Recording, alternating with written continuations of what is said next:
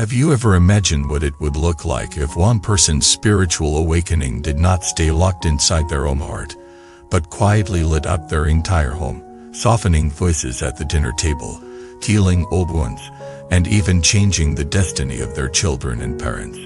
Have you ever dared to wonder whether it is possible for a whole family, not just one special person, to move together toward awakening, wisdom, and freedom from suffering? Not as a dramatic legend, but as a living, breathing path that you could actually learn from in your own life. Welcome back to the channel, my friend. Today, we are going to sit down together and walk into a story that comes from the teachings of Master Zhuyan, a great modern Zen master who loved to use old tales to wake up modern hearts. He once told the story of an ordinary family in the Tang Dynasty. A family of four who lived simple, hard-working lives, with nothing glamorous on the surface, no special birth, no great status, no miraculous visions in the sky. And yet, over time, all four of them reached awakening. The point of the story is not to entertain us with a legend, but to show us what genuine practice really looks like when it grows inside a real home, with father, mother, son, and daughter, all carrying their own karma, their own wounds, and their own possibilities. This is not about becoming strange or magical. It's about becoming real. Imagine a small village in the Tang Dynasty. Dusty roads, low houses with simple roofs, fields stretching up behind the homes. Here is a family living near the edge of the village. The father works hard every day. The mother keeps the household together like a quiet pillar.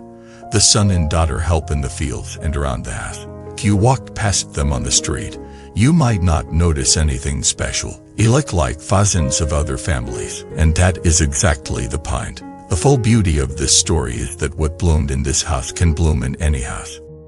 Let us start with the father, because in many families, the tone of the home is deeply shaped by the father's mind. When he was young, this man's temper was like fire. Little things set him off. A broken tool, a late payment, a careless comment from his children, and his anger would explode. His voice would rise, his face would turn red, and everyone else would walk on eggshells surrounding him. He was not cruel by nature, but he was ruled by his emotions. He thought this was just his personality, something fixed, something he could not change.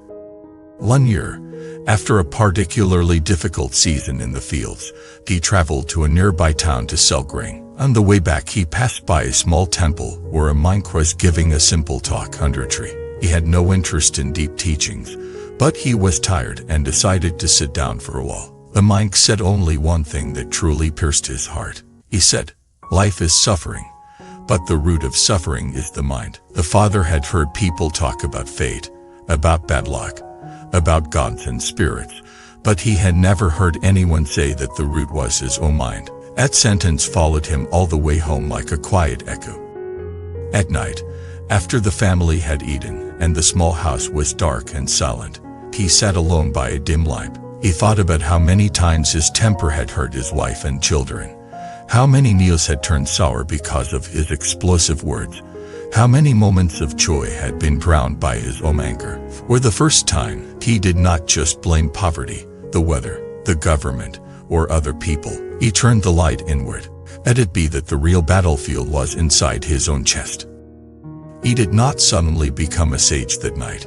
He did not float off the ground or see holy lights. Instead, he made a very simple vow to himself. He said, "From now on, I will watch my mind. When an anger rises, I will notice it. I might still speak sharply, but I will start to see how it comes, how it burns, and how it leaves. Will not pretend that my rage is righteous. Will treat it as something I have to understand." The next day, the test came quickly. Neighbor borrowed a tool and returned it broken. The familiar heat rose in his chest. The old habit commanded him to shout. His mouth opened, and then, for just a brief second, he remembered the monk's words. "Root is the mind." He felt his heart pounding, his hands clenching. He saw the red wave rising. For a moment he simply watched. That tiny pause did not erase the anger, but it changed the outcome. Instead of a storm, it became a brief shower. He spoke firmly, but did not explode. For his wife and children, this small change felt like a miracle. This is how his practice began, not in a meditation hall with incense and chanting, but in the raw, messy, emotional moments where his old habits used to rule him completely. Each time he caught himself, even after the fact, he would reflect at night. How did I explode today? What story did my mind tell to justify it? It did actually help. He began to see that his anger did not make him strong. It made him and everyone else suffer. Over months and years, something remarkable unfolded. His outbursts became less frequent. His children were still careful, but they no longer lived in constant fear. His wife saw that the man who once felt like a walking thunderstorm now had days of clear sky. His practice was not spectacular, but it was real. He was slowly turning the light of awareness onto his own mind, and because of that, the climate of the whole home changed. The father's journey was about turning harshness into responsibility. The mother's path was about turning quiet devotion into deep clarity. He had never read scriptures. He could not quote sophisticated teachings. Her hands were always busy. Her days filled with cooking, cleaning, mending, and working in the fields. Yet her heart was naturally gentle. She had a simple trust that there was a compassionate wisdom in the universe. Every evening, after the hardest work was done, she would sit by the door with a small bundle of straw or rope in her hands, twisting and nodding, while her lips moved softly. She recited the name of the Buddha, not as a magic spell, but as a way to keep her heart steady and open. He did not analyze doctrine. He simply allowed a feeling of gratitude and trust to grow inside her chest. When neighbors argued, he did not throw fuel on the fire with gossip. When someone insulted her, she did not rush to repay the wound with sharp words. He might feel hurt, but she would often silently think, may they find peace. May this end here. Over time, people in the village started to feel something around her. Standing next to her felt like standing next to a quietly burning light. She was not light. She was not dramatic. But she was steady. Esther Zuyam commented on this kind of person by saying something like, such a woman practices quickly because her heart is clean. A clean heart does not mean a life without problems. It means that when thoughts of jealousy, hatred, and malice arise, you do not feed them. You do not decorate them. You do not invite them to life in your house. You let them pass, and you choose not to act from them. For her, the whole practice was this simple. Eat the heart soft. Eat the heart honest. Eat the heart kind, even when it is tired.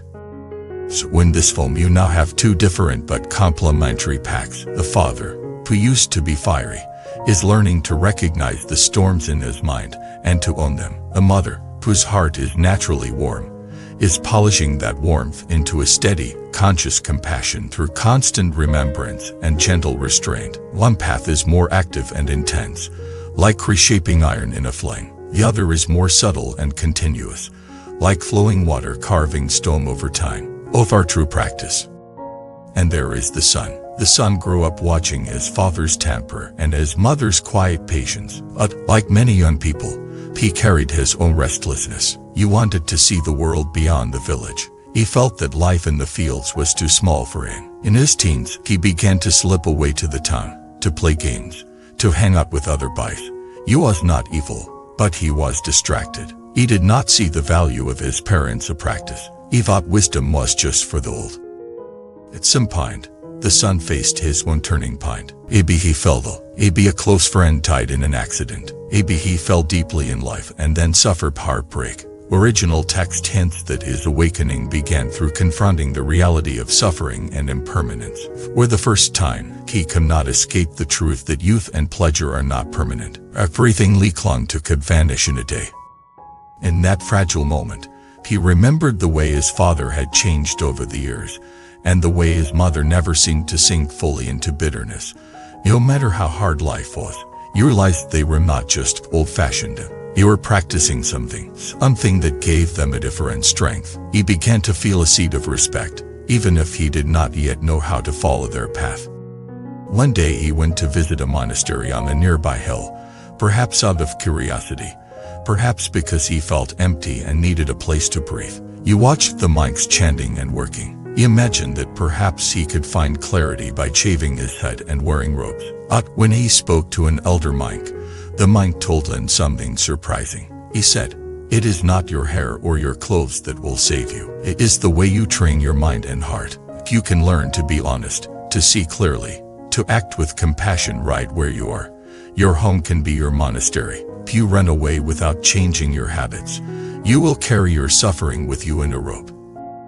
As words sank in, the son returned home with a new kind of seriousness. He did not renounce the world, but he began to renounce his laziness and his selfish habits. He started getting up earlier to help in the fields without being asked. When he felt anger at his father or impatience with his mother, he remembered the monk's words and tried to look at his own mind first. This was not easy. Sometimes he failed badly and snapped. But little by little, he began to taste something new.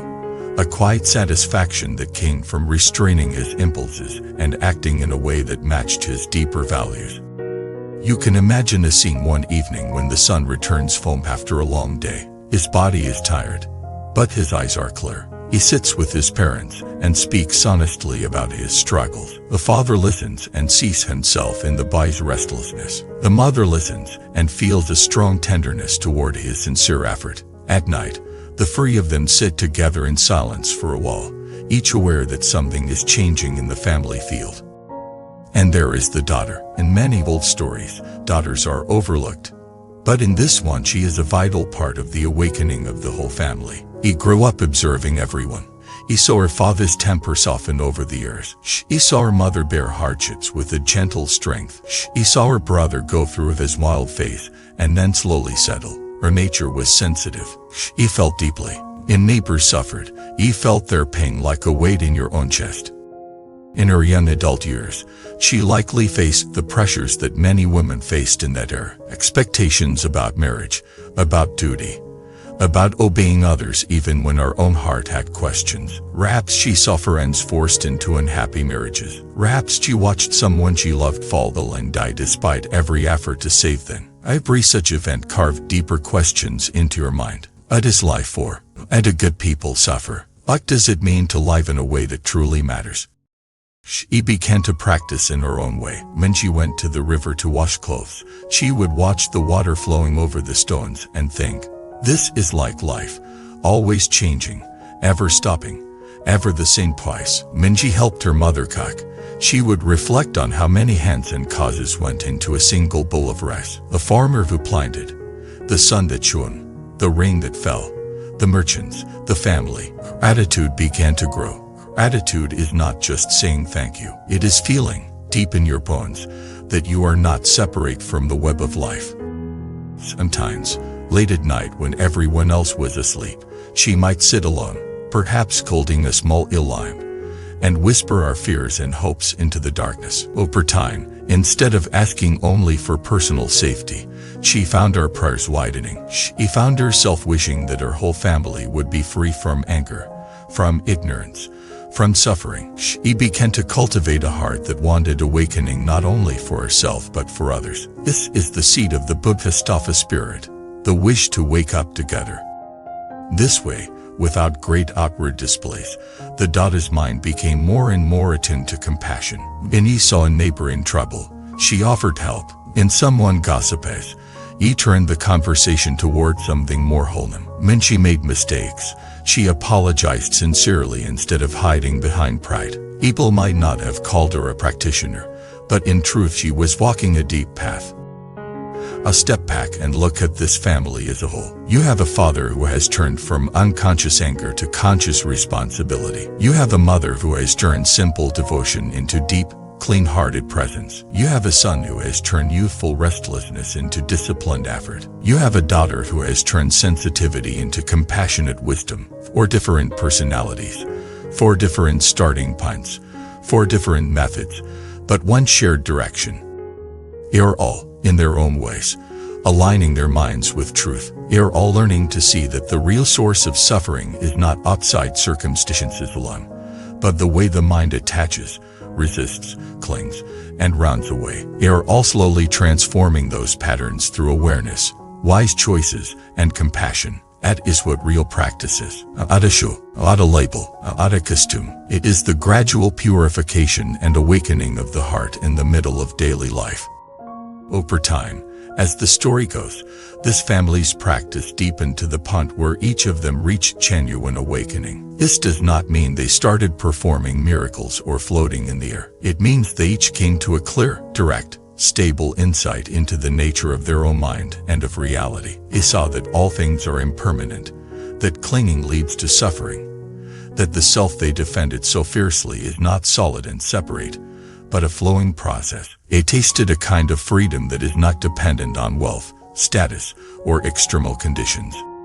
What is even more important is that they did not awaken in isolation. Their practice supported one another. When the father faltered, the mother's steady faith held the space. When the son struggled with temptation, this father's honesty and his mother's patience encouraged him. When the daughter felt overwhelmed by suffering, she could see the examples of her parents and brother transforming pain into wisdom and compassion. This is a picture of collective awakening, rooted in the dynamics of cause and effect that flow through a family. Esther Zuyan used this story to make a powerful point. You wanted listeners to understand that awakening is not reserved for monks on high mountains or scholars in big cities. It is available to anyone who is willing to work sincerely with their own mind, right where they are. And he wanted people to see that practice is not only about saving yourself. The way you think, speak, and act radiates out to your entire family. Your mind is like a lamp in the house. When it is dark and filled with smoke, the whole household breathes that smoke. When it is clear and bright, everyone benefits from that light. Think for a moment about your own family. Maybe you grew up with a parent whose anger filled the house like thunder. Maybe you had a mother whose quiet kindness kept everyone from breaking apart. Maybe you were the restless child who dismissed spiritual things as nonsense. Maybe you are the sensitive one who has always carried other people's pain. In each case, the energy in one person's heart affected everyone else. That is karma, not as a mystical idea, but as the simple law of cause and effect playing out in relationships. The deeper teaching here is this: practice is not about becoming special or impressive. It is about becoming honest, becoming anchored in reality, becoming someone whose very presence eases suffering instead of multiplying it. Real practice is not about making you look spiritual. It is about making you more human in the highest sense of that word. More awake, more compassionate, more real. When you begin to practice in this way, you are not just changing your own mood, you are changing the field in which your family lives. The father in the story did not sit his children down and preach at them every day. He changed his behavior over years that changed the trust in the house. A mother did not lecture anyone about doctrine. He lived her devotion quietly and consistently. The son did not become wise by listening to flattering words. He walked through suffering and chose a different way. The daughter did not become compassionate by accident. He trained her heart to widen instead of shrinking. This is why one person's awakening can influence the entire home. When one person stops reacting blindly and starts acting from awareness, it gives everyone else more space to breathe. When one person stops passing on anger and starts passing on understanding, the invisible chains of inherited pain start to loosen. When one person chooses to take responsibility instead of blaming others, a new pattern is born. These are small steps, but they are steps on the path to collective awakening. You might be wondering how this translates into your own modern life. You might think, I live in a tiny apartment in a noisy city, out in a Tang Dynasty village. I do not have time to sit in silence for hours. Our family is complicated. We have opulence and conflicts. We are glued to screens, not to chanting. And this story really applied to me. The answer, from the heart of this teaching, is yes. Practice does not demand an ancient setting. It demands sincerity, demands willingness. It demands that you begin with your own mind, and then let that inner transformation express itself in how you treat others. If you are a parent, every moment when you choose patience over harshness, clarity over confusion, and honesty over pretense, you are doing what the father in the story did. You are someone who carries the emotional center of your home. Every moment when you keep your heart soft even while working hard, you are doing what the mother did. If you are a young person wrestling with temptation and despair, every time you choose a wiser path, you are repeating the son's journey. If you are sensitive and empathetic, Every time you turn your sensitivity into action instead of collapse, you are walking in the daughter's footsteps. This is what it means to turn practice into something real, not mysterious. Real practice is when you are tired after work, your patience is thin, and your child does something that annoys you. In that moment, your old habit wants to shut. But you remember that the root of suffering is the mind. You take one breath, you feel the urge in your body, you speak more gently than you usually would. That is practice. Real practice is when your partner says something that triggers your deepest insecurity. You want to respond with blame or retreat into silence. Instead, you take a breath and say, "This is what I feel right now. Can we talk about it?" That is practice. Real practice is when your elderly parent repeats the same complaint over and over. You want to roll your eyes and escape. Instead, you listen a little longer and recognize their fear of being forgotten. That is practice. Over time, these ordinary moments accumulate. They create a new karma, a new pattern. Just as years of unconscious reactions create a lineage of pain, years of mindful, compassionate responses create a lineage of healing. That lineage is not abstract. It shows up in how your children speak to their friends, in how your siblings handle conflict, in how your parents feel when they are around you. That is the meaning of a family awakening together. It is not always as dramatic as the story of the Tang Dynasty household, but it is just as secret. The story clearly shows that awakening is not an escape from family life. It is a transformation within it. Real practice does not demand that you abandon your loved ones. It asks that you stop abandoning your own heart in the middle of your relationships. It invites you to see your family members as fellow travelers on the path of cause and effect, not as enemies or burdens. It teaches you that each interaction is a chance either to deepen ignorance or to cultivate wisdom. The end of the original story.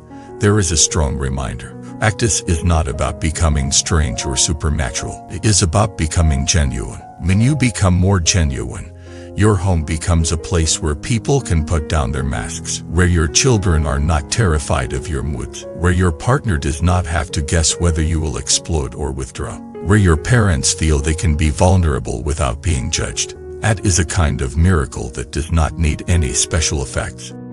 So what can you take away from this Tang Dynasty family and from Master Xuan's way of telling their story? You can remember that you are not practicing only for yourself. You are practicing for everyone who sits at your table, everyone who hears your voice, everyone who carries your face in their memory. You can remember that your mind is not a private island. It is a lighthouse or a storm for everyone around you. You can remember that every small act of awareness, wisdom, compassion, and restraint is a seed that may one day blossom into the awakening of more than one person.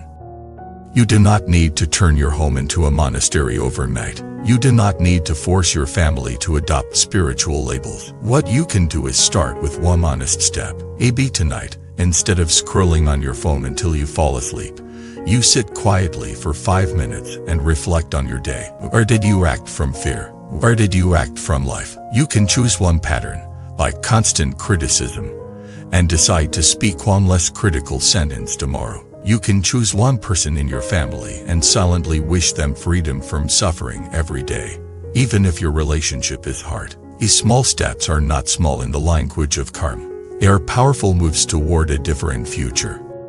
As you hear this story and these reflections, perhaps you feel stirrings inside you. Maybe you remember moments when your own temper hurt someone alive, and you feel regret. Maybe you remember a time when someone's patience saved you from doing something stupid, and you feel gratitude. Maybe you realize that, without knowing it, you have already been practicing in some of the ways described here. Perhaps you have sat at the edge of your bed at night, wondering how to be a better parent, child, partner, or friend. All of that is the seed of awakening.